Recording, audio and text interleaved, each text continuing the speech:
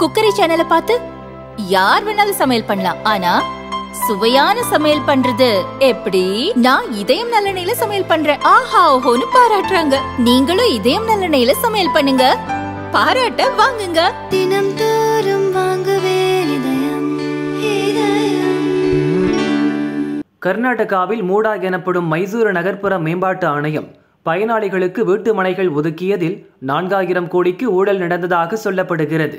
இத்திட்டத்தில் முதல்வர் சித்தராமையாவின் மனைவி பார்வதிக்கு 14 மனைகள் ஒதுக்கப்பட்டது சர்ச்சையை கிளப்பியுள்ளது.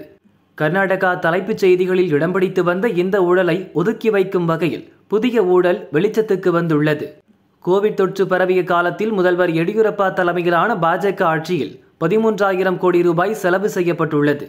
இதுபற்றி ஆய்வு செய்ய தற்போதைய காங்கிரஸ் அரசு ஓய்வு பெற்ற நீதிபதி மைக்கேல் டி குன்ஹா தலைமையில் ஒரு கமிட்டி அமைத்தது. அந்த கமிட்டி 1000 பக்கங்கள் கொண்ட இடைக்கால அறிக்கையை தாக்கல் செய்தது.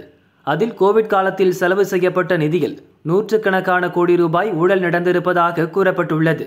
கிட்டத்தட்ட 1000 கோடி ரூபாய்க்கான ஆவணங்கள் இல்லை என்று சுட்டிக்காட்டப்பட்டுள்ளது. இந்த அறிக்கை தொடர்பாக அமைச்சரவை கூட்டத்தில் முதல்வர் சித்தராமையா விவாதித்தார்.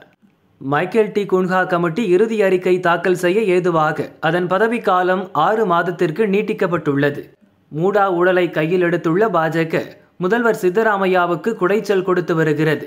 இந்த ஊழல் விவகாரத்தில் தம் மீதான விசாரணைக்கு கவர்னர் அனுமதி கொடுத்ததை எதிர்த்து சித்தராமையா தொடர்ந்த வழக்கு 9ஆம் தேதிக்கு ஒத்திவைக்கப்பட்டுள்ளது. இச்சூழலில் பாஜகவுக்கு எதிராக சிக்கியுள்ள கோவிட் ஊழல் விவகாரத்தை சித்தராமையா பயன்படுத்திக் கொள்வார் என தெரிகிறது. இதனால் வரும் நாட்களில் இந்த விவகாரம் கர்நாடக அரசியலில் புயலை கிளப்பலாம். ஊழல் குற்றச்சாட்டு பற்றி சட்ட அமைச்சர் HK பாட்டீலிடம் கேட்டபோது மூடா மற்றும் கோவிட் ஊழல் புகார்களை இணைத்து பார்ப்பது துரதிருஷ்டவசமானது. மூடா புகார் 2 மாதமாகத்தான் இருக்கிறது. ஆனால் ஓராண்டுக்கு முன்பே குன்ஹா கமிட்டி அமைக்கப்பட்டது. இந்த இரண்டையும் எப்படி இணைத்து பார்க்க முடியும் என்றார்.